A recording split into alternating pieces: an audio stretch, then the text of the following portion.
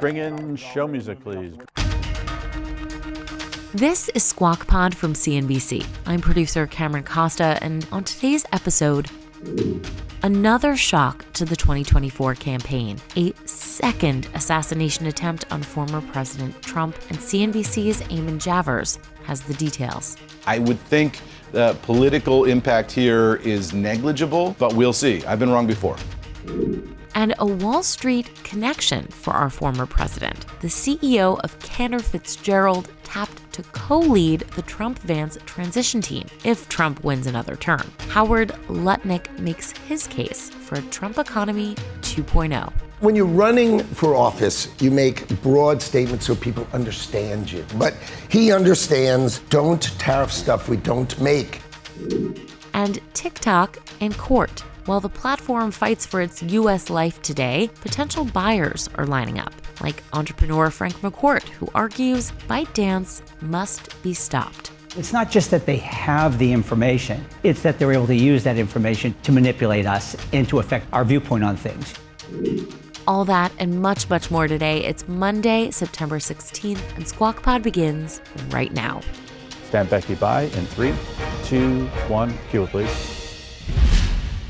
Good morning and welcome to Squawk Box right here on CNBC. We are live from the NASDAQ market site in Times Square. I'm Becky Quick along with Joe Kernen and Andrew Ross Sorkin. All right, 1:30 this afternoon. Call came out, shots fired. That was called in by the Secret Service. Former President Donald Trump is safe and unharmed following a protective incident shortly before 2 p.m. on Sunday at Trump International Golf Club at West Palm Beach. In time, former President Trump safe after another apparent assassination attempt, and a suspect is now in custody. I want to get straight over to Eamon Javers, who's got the details of what took place over the weekend. Good morning, Andrew. Here's what we know right now. At about 2 p.m. on Sunday, Secret Service agents were clearing a path for former President Trump as he played a round of golf at his resort in Florida. They came across a man with a long gun hiding in the bushes. They engaged that person, fired shots at him. He fled on foot, made his way to a nearby vehicle, and took off at a high rate of speed. A witness, though, managed to get a cell phone picture of the vehicle, capturing vital descriptive information, and that allowed the U.S. Secret Service, the FBI, and Palm Beach County Sheriff's Office to put out an emergency be on the lookout alert. Nearby Martin County Police flooded I-95 when they saw that alert. They spotted the vehicle, trapped it in a pinching maneuver, and took the driver into custody without incident. Officials said he had an emotionless response to the arrest, didn't ask why he was being detained, said little at the time. Officials said the man was 58-year-old Ryan Wesley Roth, and he was just 400 to 500 yards away from Trump on the golf course at the time he was stopped by the Secret Service. Officials also said he had an AK-47 style rifle with a scope, 2 backpacks which were hung on a fence that had ceramic tile in them, presumably additional bulletproofing, and a GoPro camera with which he was apparently going to take pictures of whatever it was that he intended to do there.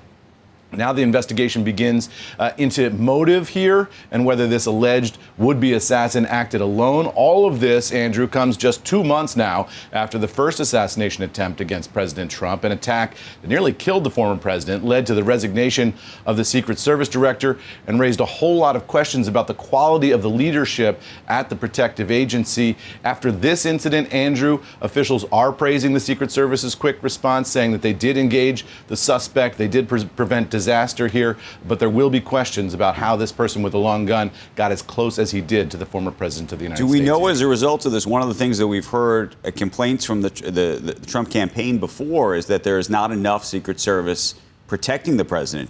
Does that change? Yeah. Well, it may change today. I mean, what we saw yesterday was officials saying that because he is not the current president of the United States, he doesn't get the full presidential security package. So when presidents play golf, Andrew, they close the entire golf course down, or presidents tend to play at U.S. military bases, which have golf courses on base for that extra level of security. Trump plays at his own courses. They don't close down the entire course for him because he's got that slightly lower standard of security, given that he's a former president, not a current president. All of that, I think, is going to have to be up for rediscussion today after these two now assassination attempts in 2 months. And then the last question I had is, do we think this impacts the election in any way? Which is to say that, after the first attempt on his life, it clearly had a huge impact on his campaign. Well, it had a huge impact in terms of the iconic image of Trump, defiant and bloody, standing there, urging his supporters to fight, fight, fight. I mean, it was a dramatic moment in the campaign, but this is still a campaign that is split down the middle. This is a very evenly divided country. This is a very tight campaign. There's been very few developments in this campaign that have moved the needle on that overall trajectory, Andrew. So this one, because it doesn't have the visuals, it's not as dramatic. The president was safe and secure and removed from that golf course without incident. I would think the political impact here is negligible, but we'll see. I've been wrong before. Okay. Eamon Javers, thank you for your reporting this morning. I mean, I saw just a lot of comments about Ro Khanna saying we need to talk today about, both parties in Congress need to talk today in Political violence has but he really needs more stepped protection. up. If I were him walking around right now, I would always feel, it would be nerve-wracking if you think you're in the crosshairs, because 400 or 500, with the scope, 400 or 500 yards is a pretty easy shot. It's like the guy shouldn't have been in the book, whatever binding place down in Dallas. Guys shouldn't have a clear shot from But the Secret Service did an excellent job in this case. The ones who were they seemed on lucky again. the ones who were there and on it. But they were ahead of him on the whole. Yeah, President Trump said he thought they did a great job. Right, but they were ahead of him on the whole. And they saw luckily, it. Yeah. But the place wasn't secure. Yeah. Did he used to do that? Did he shut down his golf courses every time he golfed when he was president? I would assume the Secret Service would have done it back then. I know that course, played that course. It's weird because it's right, there's a prison right next to this course, and you can hear people, some of the inmates yelling and stuff. It's not very far from, it used to be anyways. I played there 20 years ago. Apple shares are significantly lower, that's only 2.33%. I don't know, maybe it's this. There's a company called TF Securities. I think it's a Chinese company, maybe Tianfen, maybe that's who we're talking about. And there is a report saying that Apple expects weaker sales for the 16 Pro, the iPhone 16 Pro, based on first weekend pre-orders. I don't know. That is possible. They've been saying, and they keep saying even last week, that a lot of the AI features that we've been hearing about are not rolled out in this version of at least this iOS that's going to run on the phone. So the sort of urgency to buy the phone is less. I just want it for the new camera and the battery. But my son and I were talking about the phone, just like, does he need it? When does he need it? How does it, you're not, all of the functionality that we've seen in terms of some of the presentations, you're not going to actually be able to use in reality. Either later this fall or possibly even into the spring. Is this the son that likes me or the other one? This is the son that likes you. If you are not going to do that for him, if he wants it, you tell him to call you. Yeah, let me know. From what I understand, he has his own money. He has his own money for this, right? Well, I mean, is it important to him? I mean, and he's saved his own money for it. So how many times are you going to be able to do things for your kids? I think a lot, right? You Max, I think he knows how to get in touch with me. Yeah, he does. Okay. Okay. And you'll let him, won't you? Absolutely. A SpaceX capsule carrying 4 private citizens splashed down off the coast of Florida early yesterday morning, concluding a mission that included the world's first all-civilian spacewalk. The spacewalk was a risky undertaking because the Dragon capsule does not have a pressurized airlock. That meant all 4 members of the mission had to wear their spacesuits when the capsule was opened. The entire capsule was depressurized to vacuum conditions. This was also done at the highest level that we've sent anyone since the 1970s when we were sending people to the moon. It's funny to think of it as a little bit higher, like it matters, I know. Once you're up more than 10 feet. Right. Once you're depressed. NFW, man. No way. No way. In an unpressurized. I didn't realize that till they were up there and we were actually watching them all in their suits. Like, whoa. And the suits look like jogging We've talked about the thinness of the suits. Much better than engineering, a lot better. I don't know. I think I'd feel better looking like the Stay Puft Marshmallow Man. I want more. My own little environment, where like 4 people could live in my suit. But they were able to move a lot more easily. I don't know why they didn't all get out. If you're all stuck in these suits and you're all subject to open space anyway, like, let me out of my seatbelt for a minute. I'm good. I'd even keep that thing you need on liftoff or on takeoff and landing. And at all times. Yep. Checking the shares of Trump media soared double digits on Friday after the former president said that he wouldn't sell his stake when the lockup period expired on September 20th. A lot of people think that I'll sell my shares. They're worth billions of dollars, but I don't want to sell my shares. I'm not going to sell my shares. I don't need money. And it's called higher this morning, up about 3%. The one thing I will point out is that President Trump did lash out at the NASDAQ after they halted trading of DJT on Friday, which it was kind of routine trading halt, suggesting that they should be maybe taking orders from the SEC on this. That was a little weird. Yeah. Cheese will be next. CEO of Cantor Fitzgerald, Howard Lutnick, is also co-chair of the 2025 Trump-Vance potential transition team. He's making his case for the former president's economic policies right after this. The only entity that can produce inflation in the world is the government by printing money. But the government was printing money during the Trump administration. During the pandemic, it was printing money. And there was no inflation. They were not printing too much. Squawk Pod will be right back.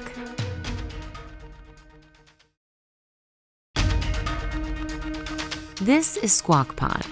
Up and Andrew, Q. You're watching Squawk Box right here on CNBC. I'm Andrew Sorkin along with Joe Kernen and Becky Quick. We got a lot going on this Monday morning. A man is in custody following what the FBI is calling an assassination attempt against former President Trump. The incident took place yesterday afternoon at Trump's golf course in South Florida. Comes 2 months after another attempted assassination of Trump at a rally in Pennsylvania, just 50 days now before the election. Join us now is the co-chair of the former president's White House transition team, Howard Lutnick, CEO and chairman of Cantor Fitzgerald, BGC Group, chairman of Newmark Group. We saw you last week, as we do every year, because of September 11th, and all the proceeds that day, I guess, the trading goes towards a very decent. Right, we were located on the top of the World Trade Center. We lost 658 of our 960 employees, and they are still close to us. We still hold the memorial together, and we keep their families really, really tight with us. When did you become the co-chair of the transition? Just about 3 months ago. Oh, you've been in that position for 3 months. Yeah, about 3 months, which is good. You got to plan. The idea is not to do transition on election day. It's sort of to get ready, so you have good plans and you have great people in place who want to serve, so that you can show. My objective is to show the president a mosaic opportunity of all these different people who want to serve. They've already been vetted, and let's go select the greatest government we've ever had, have smart people do it, really get great people to commit to serving the government, which I have every day. Everywhere I go, people say, I want to serve. If he wins, I want to serve.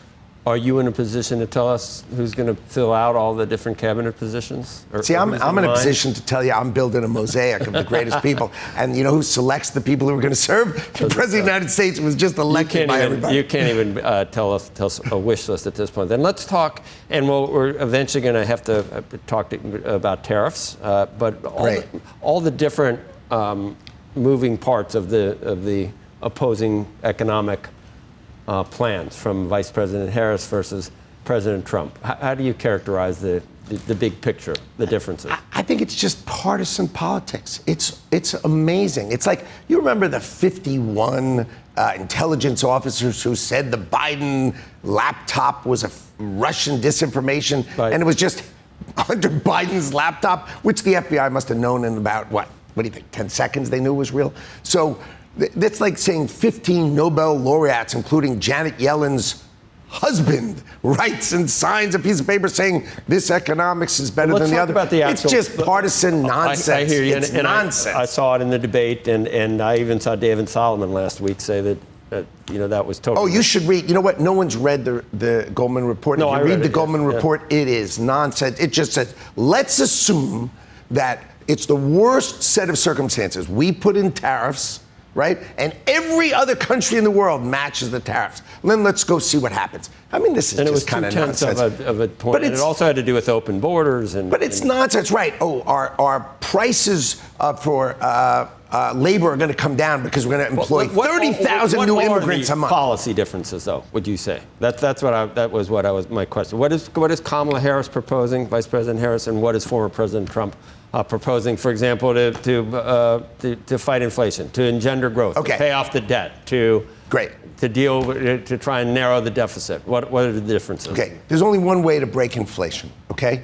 And that is to bring down energy costs. The only tool that you really have to break inflation is to bring down, you have to stop printing money. God knows you have to stop printing money because we all know where inflation comes from, right? Inflation comes from the American Rescue Plan, which was passed in 2021, which created $2 trillion of new cash being produced, right? That came into the economy. Everyone said it's going to create inflation. It created inflation in the middle of 2022.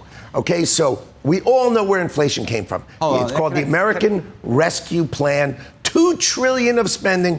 Look, you can't produce inflation without printing money. If you don't print money, you can't produce inflation. I have a question for you. Sure. I don't disagree that bill produced some inflation. I said it then, by the way. Okay, but the question is whether, on a relative basis, how much do you blame the Fed? You can go look around the world about supply chain issues. There was other reasons that there was inflation in the system. Okay, let's be. You could say it exacerbated it. No, you can't produce inflation without printing money. I'm telling you, if we had, and so what do you think the Federal Reserve was doing during the pandemic? The supply chain can't inflate without money. Milton Friedman, you remember him? Yes. Right? Crystal clear. The only entity that can produce inflation in the world is the government by printing money. Yes. And there is no other. So let's do that, number one. Number two, let's go to energy. If you bring down energy costs... But the government was printing money during the Trump administration. Of course it did. During the pandemic, it was printing money. And there was no inflation. They were not printing too much. They did not print too much. Of course they are. You don't think there's a lagging effect? Why do you think there was inflation in the rest of the world at the same time? Why did I go on television and say that inflation was going to begin after the American Rescue Plan did $2 trillion, which was unnecessary? It was after we were coming out, right? 2021, as you remember, we were rocking, right? The second half of 2020. There's no doubt that it was supply chain caused a supply problem, and then you dump all people would say that the stimulus during Trump you needed because of the pandemic, but then it was It needed. may have exacerbated but the question I have is the only reason. Talking about baby drill, and we had J.D. Vance on last week, and a lot of people said, drill, baby, we're already leading the world in production and export. If you were to drill a lot more, prices would probably come down, which would be good. But the oil companies at that point, we know how supply and demand works. They pull in their horns when prices don't warrant a lot of excess, a lot more drilling, right? We have the same or more. We have more oil and more capacity than Saudi Arabia. You would never know it because what we do is we constrain our drilling. Even though it's up at record levels. Yeah, we just won't drill on it because we don't want to. We want to break the Democratic Party does not want you in a fossil fuel car. They want to break the fossil fuel car. They want to break mobility. Okay?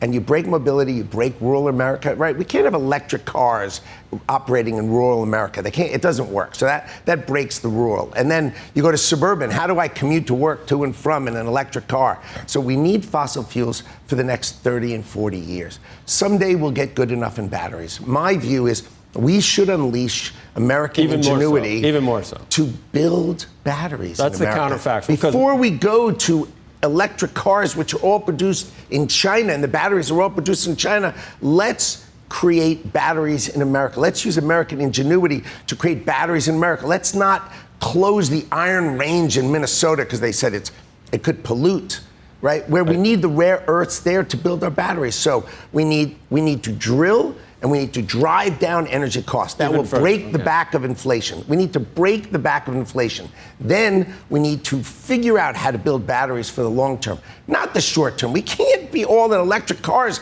by 2030. Trucks will be too heavy. You can't even go over bridges in America. So I need some practicality, and I need some business practicality. When you talk to the former president, about tariffs, do you see it as a bargaining chip, or do you think you're going to see tariffs across the board of 20%? I think we should put tariffs on stuff we make and not put tariffs on stuff we don't make. It's pretty simple. And of course, it's a bargaining chip. We can't sell a Ford or GM in Europe. You go to Europe, you can't sell a Ford or GM. Why? There's 100% tariffs. How about in Japan? 100% tariffs. So do you think if we said, we're going to tariff you the way you tariff us, do you think they're going to allow Mercedes and all these Japanese companies and Porsches and BMWs to all of a sudden have 100% tariffs in America? Of course not. They're going to come and negotiate, and their tariffs are going to come down. And finally, Ford and General Motors are going to be able to sell in these places. How's that sound, Andrew? That sounds. Of course they're going to come down. Of course. This is just negotiating. It absolutely makes sense. If you do it strategically, if it's across the board, it creates a real problem. And the question is whether you believe the president is going to do it strategically or across the board. He keeps saying it across the board. Well, when you're running for office, you make broad statements so people understand you. Right. Okay? Tariffs are an amazing tool by the president to use. They're an amazing tool, but he understands, don't tariff stuff we don't make. Right? If we don't make it, and you want to buy it, I don't want to put the price up there. It's pointless, but use tariffs to build in America. If we want to make it in America, tariff it, or if we're competing with it, tariff it. But you got to remember, we need to protect the American worker. Finally, someone's going to protect the American worker, and Donald Trump is here to protect the American worker. Do you think we make a lot of money in tariffs, or if they're used as negotiating tactics? Look, tariffs will come down there. We're not going to have super high tariffs here either. There's not going to be a big pot of money at the end of the day. I love that story. So which is it? Do we make a lot of money on tariffs, or we bring productivity here and we drive up our workers here? So it's a win-win scenario. I like both of them. I think what's going to happen is we'll make a bunch of money on the tariffs, but mostly everybody else is going to negotiate with us, and we will be more fair.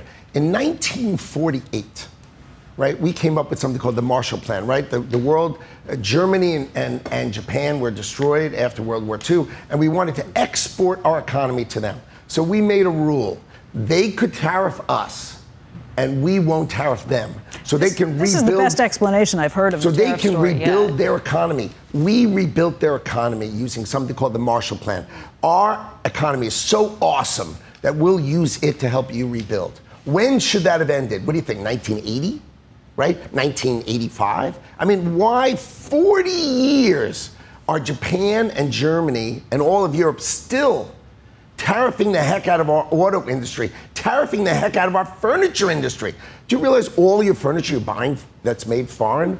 It seems crazy. Why? It's because they tariff us and we don't tariff them. It's so obvious. Howard, before you go, I want to ask you this, since you're running the transition team. Former President Trump has disavowed Project 2025.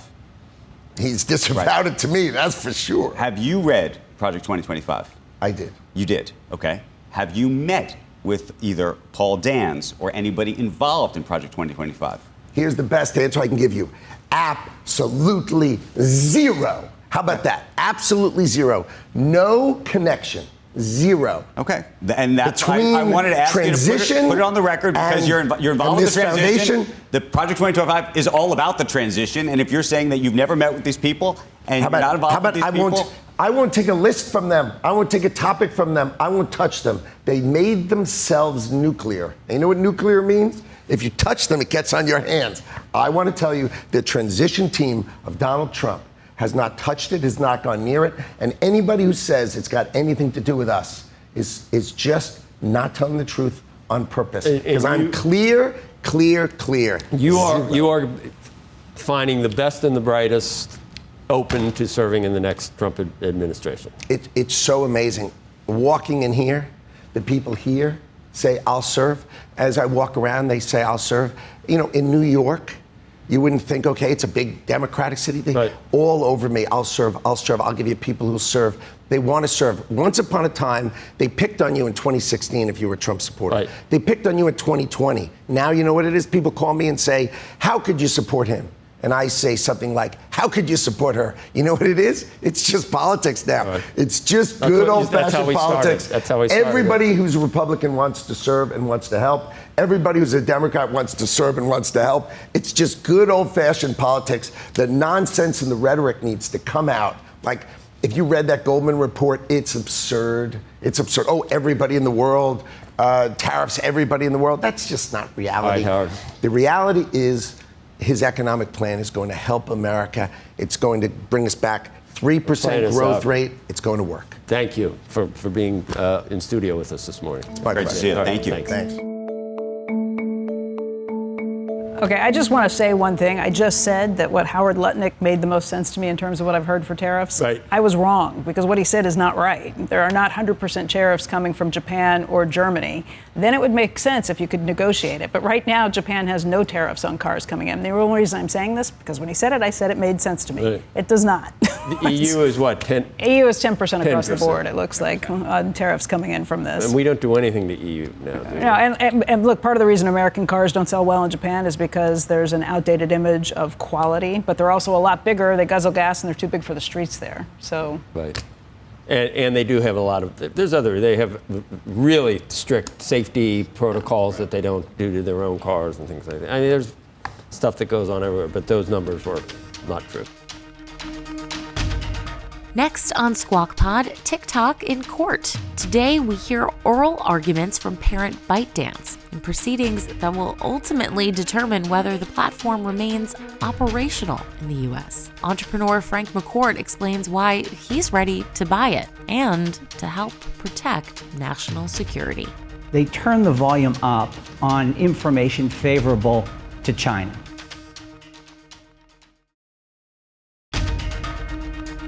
You're listening to Squawk Pod.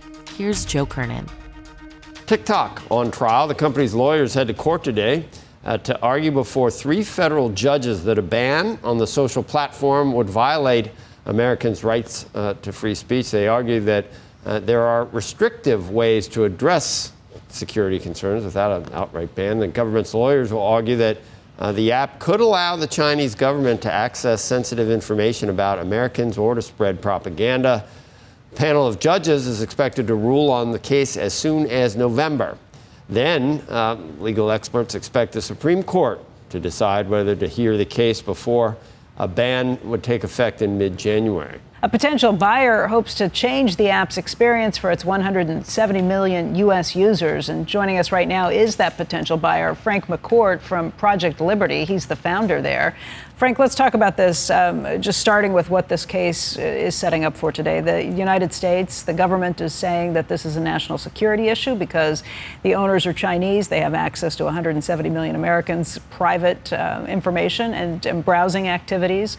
The company has pushed back and said, no, this is about the First Amendment rights of those users. Where do you come down? Yeah, I think the First Amendment issue is a big decoy. I think it's a kind of a smokescreen. And we hear that a lot from big tech, the First Amendment, so on and so forth.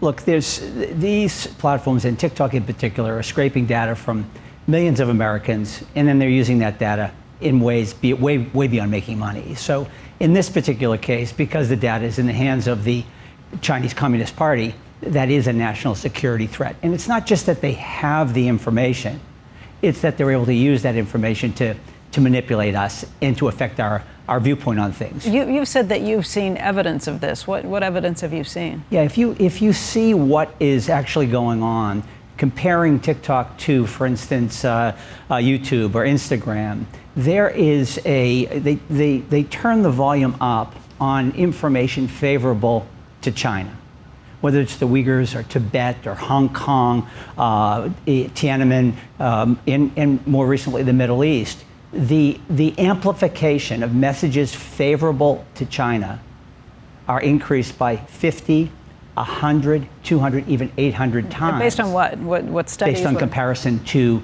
TikTok, to YouTube and Instagram. So it's just side by side. And likewise, the volume is turned down on information unfavorable. So I know there's a couple. Can I ask you a question just about this? Sure. That may be statistically, you may be right, you may be wrong. I don't know. But do you have any evidence? Because I have not seen it thus far, of actual either whistleblowers or somebody coming forward with any kind of documentation that there's been any move afoot inside TikTok, inside the United States of TikTok, inside ByteDance in China, where there was somebody who said, you know what, change the algorithm, adjust the algorithm, move the algorithm, do something to the algorithm that has anything to do with these topics whatsoever. Do you know of any piece of material, a physical anything, that actually shows that? Yeah, I do actually. Okay. Andrew, I'd ask you to shift your focus just a little bit. No, don't shift my focus. Just go straight to that question. You said you do, so what is it? We see big tech operating on the same set of principles, scraping individuals' data, aggregating it, and applying algorithms to it. And we have evidence every day of the influence that has and the power that has. I'm not asking about I get that. What I'm asking you is whether there was actually a material human being inside one of these companies where there's actual documentation that shows not what the outcome was. I recognize the outcome issue, but I think there's sort of an interesting question about that, given actually what people find, unfortunately, more engaging. And I think that there's a larger issue about how that engagement works. It may very well be, by the way, that YouTube and Instagram are being much more, let's say, responsible, frankly, with their algorithms, insofar as they're actually depressing some of the kinds of material that you're talking about. Now, I'm not sure that they are, quite frankly, but I think we're on the right issue now, which is that all of the way this technology has evolved. Hold on, I just want to go back. You said you had documentation of what I said, which was that there's actual documentation of people who are pressing the buttons physically. I'm sorry, but I didn't say that. What I said is that there is evidence. Look around us every day where we are falling apart societally. Kids are being harmed. This is not limited to TikTok. Let's be very, very clear on that. The difference with TikTok is that this information is in the hands of let's call it an adversary, at least an adversary when it comes to political ideology. They don't want to see democracy thrive. They want to see their form of government thrive. Centralized technology, Andrew, that is surveilling us and knows everything about each of us is incredibly powerful weapon. I'm not here to defend TikTok or the Chinese. That's not my goal. My goal is to get to the bottom of what we actually think this company has done or hasn't done, and whether you say they're surveilling us.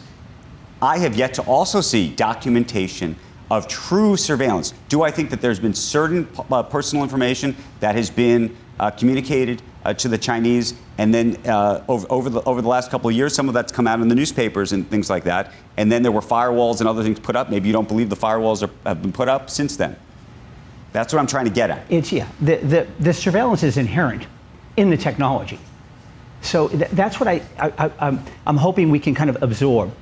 The technology that we're now using, and I'm talking about internet technology, and the platforms that scrape data and use that personal information to make money, influence, manipulate, and so forth. That is inherent in the technology, not just TikTok. Now, the difference with TikTok is that influence machinery is in the hands of an adversary. So there is more evidence than we could possibly need out there every day. We see it. This is a very, very serious issue. Now, no, have I seen a piece of paper or something that shows me there's an individual in China that is dialing, playing with the out? No, of course not. But that's not the point here. The point is that the technology is all surveillance-based. It's manipulating you and me. And again, the difference here is that it's in the hands of the Chinese Communist Party. Frank, we don't know how the court is going to rule or how courts will rule in this situation. If it comes up for sale, though, my guess would be you are not the only bidder who'd be interested in taking this on. What backing do you have? What money do you have? I would assume not. I would assume there would be others as well. Yeah. We call our bid the people's bid, which is to bring lots of people together to buy the platform, not because I want to be the CEO of a social media platform. I'd like to see 170 million Americans move over to an alternative to the current internet we have, one that is not surveilling them, is not scraping their data, is not manipulating them, one where it's a permission-based. We offer up our data, and we have agency and control, and receive some of the value for that. We're now in conversations with institutions that have trillions of dollars on their balance sheets that are very interested in this project and the outcome. If it's not TikTok that you're able to buy, will you start something like that on your own? Yes, and we're doing that anyway. We can't rely on the fact that we're going to be successful buying TikTok. We now have over 1 million people on this alternative internet, so we know the technology works, which was fairly daunting to start with. But now adoption and migration is key, Becky, and that's why we're looking for the 170 million users. It's really very fortuitous that this asset might be available because it would catalyze a new internet. Just a very practical question. There is a demonstrable question about whether, if the product, when it's sold to somebody, if the government were to force its sale, were to quote unquote come with the algorithm. Nobody believes it comes with the algorithm, which means you're going to have to effectively build your own algorithm. That's right. Which means there's going to be a period of time that may be months to a year in which the product either doesn't exist or doesn't work the way it's supposed to work or whatever. I don't know. And therefore, then the question is, what value is in this product at all if, in fact, this product is so degraded over the period of 6 months? It's a fast-moving world. People are using ChatGPT now. They weren't doing that 2 years ago. Well, people have already moved on to other social media yeah, tech does move fast, doesn't it? The point here is that the company is worth less without the algorithm. We don't want the algorithm. We don't need the algorithm. We have put forward into the world a new protocol which allows you and I to control our identity and our data. What it needs is scale. And you have to step back, I think, and just realize the internet works the way it works just because of a few simple protocols, essentially, right? And then a lot of stuff that has been built up the stack. It can operate differently, where we're not sitting there having these conversations about whether the Chinese government is influencing American citizens or not, or whether these other large platforms are harming kids. Yeah, you're are not a fan of undermining big democracy. tech in general. Right. Excuse me? You're not a fan of big tech in general. As designed. Yeah. I'm a huge fan of big tech.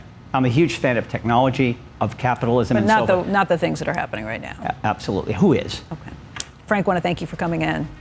You're welcome. Frank Thank you. McCourt. That does it for Squawk Pod today, this Monday. Thank you for kicking off the week with us. Squawk Box is hosted by Joe Kernen, Becky Quick, and Andrew Ross Sorkin, weekday mornings on CNBC starting at 6 a.m. Eastern. Get the best of our 3-hour morning TV program in an easy-to-listen-to podcast when you follow Squawk Pod. Just click the follow button wherever you're listening now. We'll meet you right back here tomorrow. We are clear. Thanks, guys.